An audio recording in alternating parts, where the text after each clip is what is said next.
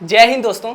आपको अपना एड्रेस तो मालूम ही होगा कि आप कहाँ रहते हो, पर क्या आपको हमारी पृथ्वी का एड्रेस मालूम है कि हमारी पृथ्वी कहाँ रहती है?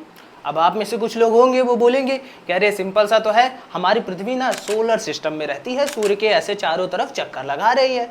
तो देखो, मुझे भी पता है कि आपको कितना पता है, क्योंकि जहां से आपने पढ़ा है मैंने भी वहीं से पढ़ा है। सोलर सिस्टम के आगे कुछ पढ़ाते ही नहीं है। अब मैं अगर आपसे पूछूं कि सोलर सिस्टम में है हमारी पृथ्वी, ठीक है, पर ये सोलर सिस्टम हमारा कहाँ है और सोलर सिस्टम हमारा जहां है वो जगह कहाँ है, तो ये नहीं मालूम ना आपको। तो आज इस वीडियो में हम यही समझने वाले हैं। बेसिकली आज ये जो टॉपिक है हमारा ब्रह्मांड यानी यूनिवर्स एंड गैलेक्सी यानी आकाशगंगा है। आज इस वीडियो में हम इन्हीं दोनों टॉपिक को बहुत ही बेहतरीन तरीके से समझने वाले हैं। देखो, हमारा जो वर्ल्ड ज्योग्राफी है, ज्यादातर आप सबको लगता होगा कि सोलर सिस्टम से ऐसे स्टार्ट होता है, तो देखो सोलर सिस्टम से नहीं स्टार्ट होता। सबसे पहले आता है ब्रह्मांड, फिर उसके बाद आता है गैलेक्सी, फिर उसके बाद आता है हमारा सोलर सिस्टम। ज्यादातर हमको क्यों लगता है कि सोलर सिस्टम से ही स्टार्ट होता है, क्योंकि ब्रह्मांड और गैलेक्सी वगैरह इसके बारे में उतना अभी ज्यादा कुछ खोज भी नहीं हो पाया है। अब आप इसी से अनुमान लगा सकते हो कि हमारे बगल में चंद्रमा है और फिर उसके बगल में मार्स है, इसी में अभी लगे पड़े हैं, हम अच्छे से नहीं जा पा रहे हैं वहां पे,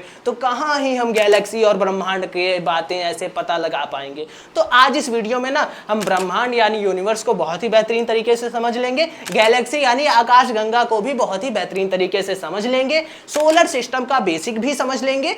तो बेसिकली ये जो हमारा वीडियो है ये वर्ल्ड ज्योग्राफी का इंट्रोडक्शन क्लास कह सकते हैं। आज इस वीडियो में हम जो पूरा स्ट्रक्चर है हमारे ये दुनिया का, हमारे वर्ल्ड का, उसको हम समझने वाले हैं। तो अगर आपको बहुत ही बेहतरीन तरीके से हमारे ब्रह्मांड यानी यूनिवर्स के बारे में जानना है, गैलेक्सी यानी आकाशगंगा के बारे में जानना है कि ये हमारी पृथ्वी सोलर सिस्टम में है, तो ये सोलर सिस्टम कहाँ है और सोलर सिस्टम जहां है तो वो जगह कहाँ है, तो आइए बहुत ही बेहतरीन तरीके से सारी चीजें समझते हैं। वीडियो स्टार्ट करने से पहले मैंने जो शुरुआत में आपसे क्वेश्चन किया था ना, उसका आंसर आपको दे देता हूं। अगर आपको उसका आंसर मिल जाएगा ना तो आप बहुत ही बेहतरीन तरीके से सारी चीजें समझ पाओगे और रिलेट कर पाओगे। तो देखो, हम लोग अपना एड्रेस कैसे बताते हैं, ऐसे बढ़ते हुए क्रम में बताते हैं ना, पहले सबसे छोटा, फिर उससे बड़ा, फिर उससे बड़ा। एग्जाम्पल के तौर पर मुंबई, महाराष्ट्र, इंडिया ऐसे बोलते हैं। लेकिन ये पृथ्वी वाले केस में हम क्या करने वाले हैं कि ऐसे घटते हुए क्रम में बताएंगे, पहले सबसे बड़ा, फिर उससे छोटा, फिर उससे छोटा। तो ऐसे बताएंगे ना तो हम बहुत ही बेहतरीन तरीके से सारी चीजें समझ पाएंगे। तो देखो दोस्तों, सबसे पहले ना आपको आना है ब्रह्मांड यानी यूनिवर्स में।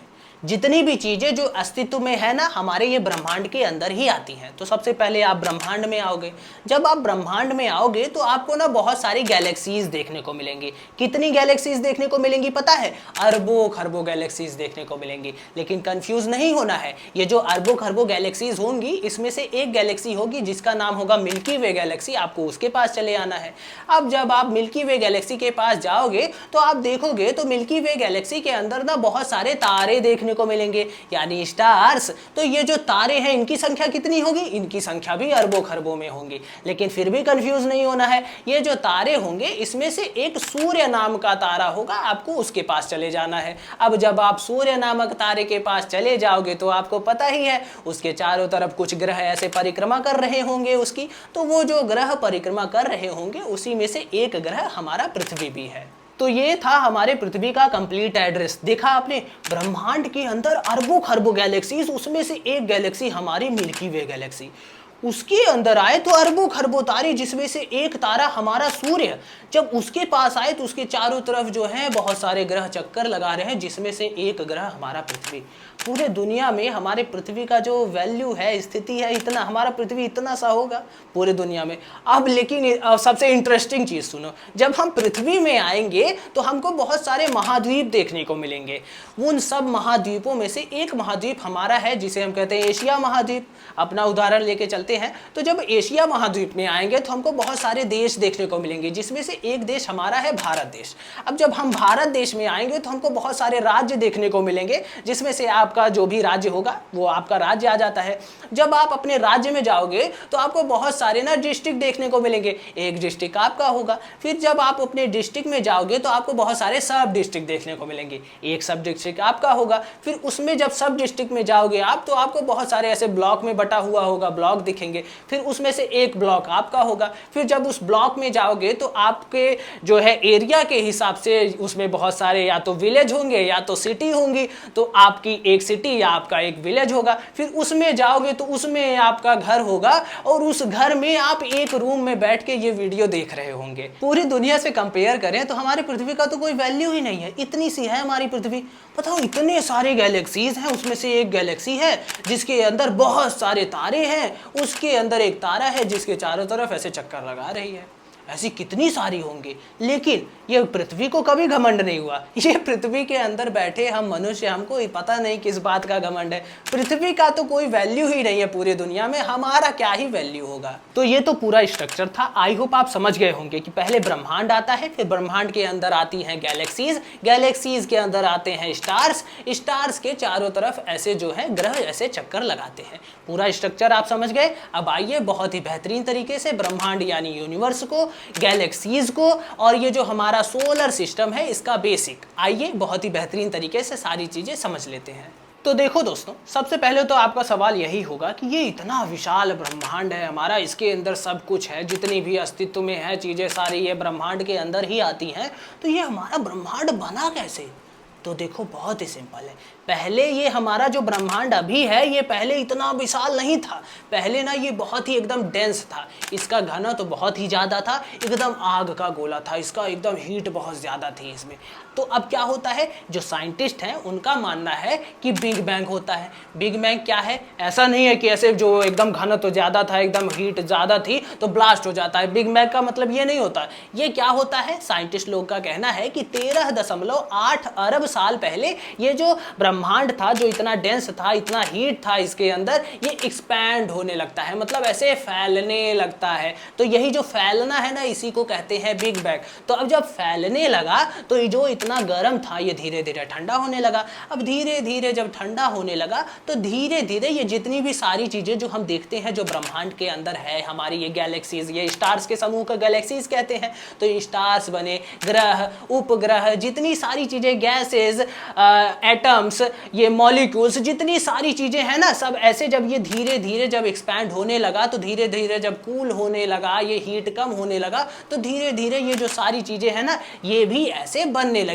तो आपका एक सवाल होगा कि क्या ये अभी भी एक्सपैंड हो रहा है? तो हाँ, अभी भी हमारा ये जो ब्रह्मांड है ये एक्सपैंड हो रहा है। तो ये जो सारी चीजें हैं ना, जब ये एक्सपैंड होता गया ऐसे, तो धीरे धीरे ऐसे ये जो सारी चीजें अभी मौजूद हैं हमारे ये पूरे ब्रह्मांड में, ये सारी चीजें ऐसे बन जाती हैं। तो ब्रह्मांड क्या है आप समझ गए, कैसे बना ये भी आप समझ गए। अब आपके कुछ सवाल भी होंगे, तो देखो यार, आपके जो सवाल है वही मेरे भी सवाल है और इनका कोई जवाब है ही नहीं। जैसे आपका जब सवाल होगा कि ये जो ब्रह्मांड है हमारा, ये अगर एक्सपैंड कर रहा है तो जहाँ पे एक्सपैंड कर रहा है वो जगह कहाँ से आई, सवाल होगा ना आपका ये। अब जैसे आपका सवाल होगा कि यार कैसे, मतलब पहले इतना गोला था, बिग बैंग हुआ, फिर ऐसे एक्सपैंड हो गया, कूल हो गया, इतनी सारी चीज़ें सिस्टमैटिक ढंग से बन गई, ये भी सवाल होगा। तो ये सब सवाल के यार जवाब ही नहीं है, सही बताऊँ तो। कैसे, ये जितनी सी चीज़ें मैंने अभी आपको बताई ये सब ऐसे थ्योरी ही है कि अरे बिग बैंग हुआ होगा ऐसे। मतलब बेसिकली ज़्यादातर चीज़ें एस्ट्रोनॉमी में क्या है ना, अनुमान के बेसिस पे लगाई जाती हैं कि हाँ ऐसे हो सकता है, ऐसे हो सकता है, ये हो सकता है, ये हो सकता है, उस हिसाब से करते हैं। तो ये सबसे मेन थ्योरी है कि ऐसा हुआ होगा, तो बिग बैंग इसलिए मैंने आपको बताया। ये जितने सवाल हैं वो सब मेरे भी मन में हैं और सबके मन में होते हैं, जो एस्ट्रोनॉमी का छात्र होता है, जो जानना चाहता है उसके मन में होते हैं। पर सच बताऊं तो देखो, ऐसे पता ही नहीं है कि आखिर ये सब ऐसे हुआ कैसे, कैसे इतने सिस्टमैटिक ढंग से सारी चीज़ें बन गई। थोड़ा जो बेसिक लेवल का समझना था कि कैसे होता है, क्या होता है, सारी चीज़ें हमने समझा। अब देखो हम लोग ये कैसे सारी चीज़ें पता लगा रहे हैं, हमारे पास टेलीस्कोप होता है, उसी से हम सारी चीज़ें देखते हैं। कैसे होता है, वहाँ जो स्टार्स हैं, गैलेक्सीज है, जितनी भी सारी चीज़ें हैं, उनसे जो है प्रकाश आता है, वो हमारी जो टेलीस्कोप है वो ऐसे सारे जो प्रकाश है उसको कलेक्ट करके वो जो साइंटिस्ट हैं ऐसे अनुमान लगाते हैं कि ये हो सकता है, ये हो सकता है, ऐसे सारी चीज़ें अनुमान लगाते हैं। तो वही सारी चीज़ों से ऐसे अनुमान लगाया गया है और ये बहुत सारे सवाल हैं जिसका कोई जवाब ही नहीं है। बेसिकली स्ट्रक्चर क्या है वो हमने समझ लिया, तो ब्रह्मांड का पूरा स्ट्रक्चर हमने समझ लिया कि ऐसे होता है। जो सवाल हैं आपके उसके जवाब है ही नहीं, या ऐसे सबकी अपनी अपनी थ्योरी है कि ऐसे हो सकता है, या ज़्यादातर जो है वो अनुमान के बेसिस पर है। तो ब्रह्मांड हम जितना समझना था इतना ही समझना था। आई होप आप समझ गए होंगे। अब आते हैं गैलेक्सी के बारे में भी, जो मोटी मोटी चीजें हमें समझनी है, जो साइंटिस्ट लोगों का अनुमान है कि ऐसा हो सकता है या ऐसा है, उसको भी समझ लेते हैं। तो देखो दोस्तों, मैंने आपको जब ब्रह्मांड समझा रहा था तो मैंने बताया जितनी भी सारी चीज़ें जो अस्तित्व में है सब ये ब्रह्मांड के अंतर्गत आती हैं। जब ब्रह्मांड के आप अंदर आओगे तो आपको बहुत सारी गैलेक्सीज देखने को मिलेंगी, मैंने आपको बताया था। तो ना अपनी जो मिल्की वे गैलेक्सी है उसका उदाहरण लेके समझेंगे तो हम सारी गैलेक्सीज को समझ पाएंगे। तो देखो, ये जो हमारी मिल्की वे गैलेक्सी है ना, ऐसा नहीं है कि ऐसे ब्रह्मांड में सारी गैलेक्सीज हैं तो ऐसे सब ऐसे स्थिर है। ये जितनी भी गैलेक्सीज है सब ऐसे चक्कर लगा रही हैं, मतलब ऐसे घूम रही हैं। तो ये जो हमारी गैलेक्सीज है ये भी ऐसे चक्कर लगा रही हैं, ऐसे गोल गोल घूम रही हैं, मतलब गतिमान है, स्थिर नहीं है। तो अब ये जो हमारी मिल्की वे गैलेक्सी है इसके अंदर जब आएंगे तो स्टार्स हैं सारे।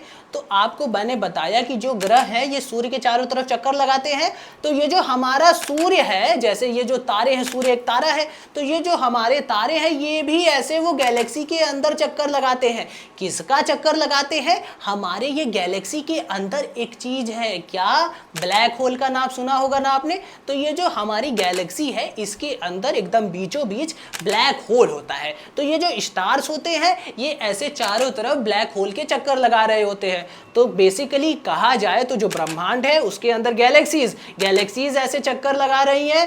फिर गैलेक्सीज के अंदर जो स्टार्स है वो भी ऐसे ब्लैक होल का चक्कर लगा रहे हैं, और जो स्टार्स है उनके जो ग्रह है वो स्टार्स का चक्कर लगा रहे हैं। तो बेसिकली सब ऐसे मतलब गतिमान है, कोई भी स्थिर नहीं है। जैसे हमारी पृथ्वी को सूर्य का एक चक्कर पूरा करने में 365 दिन लगते हैं ना, वैसे ही हमारे सूर्य को ये मिल्की वे गैलेक्सी का पूरा चक्कर पूरा करने में कितने ईयर लगते हैं पता है? 250 से 300 मिलियन ईयर्स लगते हैं। समझ रहे हो? बेसिकली कहें तो ये जितनी भी चीजें हैं, हमारे ग्रह हो गए, ये सूर्य हो गया, मिल्की वे खुद हो गया, ये सब ऐसे गतिमान है, कोई भी स्थिर नहीं है। और हमारा ब्रह्मांड भी तो गतिमान है, मतलब एक्सपैंड हो रहा है ना। तो बेसिकली सारी चीजें जो है गतिमान है, कोई भी ऐसे स्थिर नहीं है हमारे ये पूरे ब्रह्मांड में।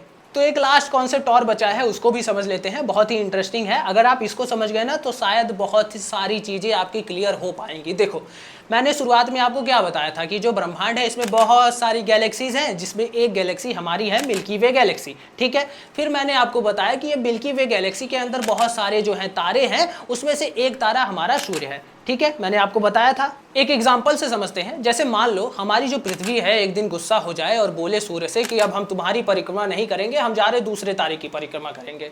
तो पता है ये जो हमारा सूर्य है और जो दूसरा तारा जो सबसे हमारे पास वाला तारा है उसका नाम हमने प्रॉक्सिमा सेंचुरी रखा है, इन दोनों के बीच का दूरी है 4.24 लाइट ईयर्स। मतलब हमारी पृथ्वी जो है अगर इसको ऐसे ये जाना है दूसरे तारे का ऐसे परिक्रमा करने तो इसको 4.5 साल लगेंगे वहां ऐसे प्रॉक्सिमा सेंचुरी तक पहुंचने पे। 4.5 साल कब लगेंगे? जब ये प्रकाश की चाल से चलेगी। लाइट ईयर क्या होता है? 1 साल में प्रकाश द्वारा चली गई दूरी। तो यानी इसको 4.5 साल लगेंगे जब ये प्रकाश की स्पीड से चलेगी। प्रकाश की स्पीड क्या होती है? 3 लाख किलोमीटर पर सेकेंड। अगर इस स्पीड से चलेगी तब जाके ये प्रॉक्सिमा सेंचुरी के पास पहुंचेगी 4.5 साल में। मतलब हमारे सूर्य के पास जो तारा है वहां अगर हमें जाना है तो वहां भी जाने में अगर हम प्रकाश की चाल से चलेंगे तब भी 4.5 साल लग जाएंगे वहां पहुंचने में। अब गैलेक्सी पे आते हैं। हमारी जो गैलेक्सी है मिल्की वे गैलेक्सी, इसके पास में एक गैलेक्सी है जिसे हमने नाम दिया है एंड्रोमेडा गैलेक्सी। अगर हमारी पृथ्वी ये गैलेक्सी छोड़ के एंड्रोमेडा गैलेक्सी में जाना चाहती है तब कितना समय लगेगा? 25 लाख लाइट ईयर्स। मतलब हमारी जो पृथ्वी है अगर ऐसे चलेगी तो 25 लाख साल बाद ये जो है ये एंड्रोमेडा गैलेक्सी में पहुंचेगी। और एक इंटरेस्टिंग चीज बताऊं, मैंने ये जो बताया कि 25 लाख साल लगेंगे अगर प्रकाश की स्पीड से चलेगी हमारी पृथ्वी ये दूसरे एंड्रोमेडा गैलेक्सी तक पहुंचने में, तो ये कहां का बताया? ये जो हमारी मिल्की वे गैलेक्सी है एंड्रोमेडा गैलेक्सी, इसके बीच में जो खाली स्थान है उसको ऐसे वो जो उसका दूरी है वो दूरी को पूरा करने में ही लगेंगे 25 लाख साल अगर प्रकाश की स्पीड से चलेगी। और हमारी पृथ्वी तो जो है इस अंदर है भी कितना मिल्की वे गैलेक्सी के अंदर, तो पहले तो मिल्की वे गैलेक्सी को पार करेगी, फिर जाके वो 25 लाख साल में वो दूरी पार करेगी, वो जो उन दोनों के बीच में दूरी है, फिर जाके वो एंड्रोमेडा गैलेक्सी में पहुंचेगी। मतलब आप समझ सकते हो कि एक तारे से दूसरे तारे तक पहुंचना इतना मुश्किल है, एक गैलेक्सी दूसरी गैलेक्सी से कितना दूर है, और यही चीजें कितनी है, अनंत तारे हैं, अनंत गैलेक्सी है। मतलब आप अनुमान लगा सकते हो कि क्या होगा। एस्ट्रोनॉमी पढ़ने के बाद ना यार दिमाग घूम सा जाता है।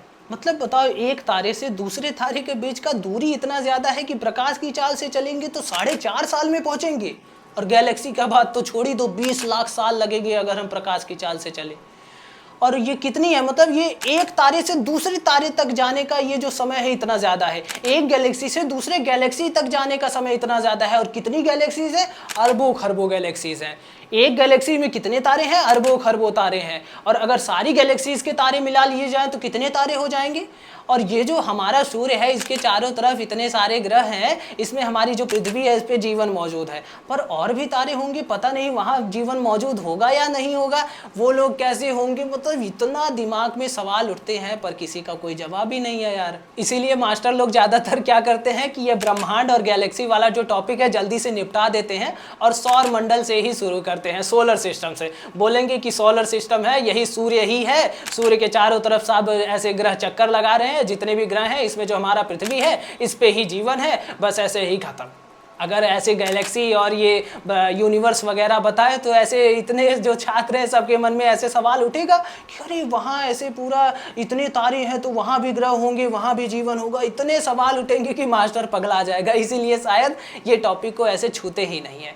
तो यही सारा कॉन्सेप्ट था। हमने बहुत ही बेहतरीन तरीके से सारी चीज़ें समझी। मैंने अपना 100% दिया है ये पूरे कॉन्सेप्ट को समझाने में। आई होप आप समझे होंगे। पूरा स्ट्रक्चर तो आप समझ ही गए होंगे कि कैसे पूरा स्ट्रक्चर है। तो आई होप आप समझे होंगे। मिलते हैं अगली वीडियो में। जय हिंद।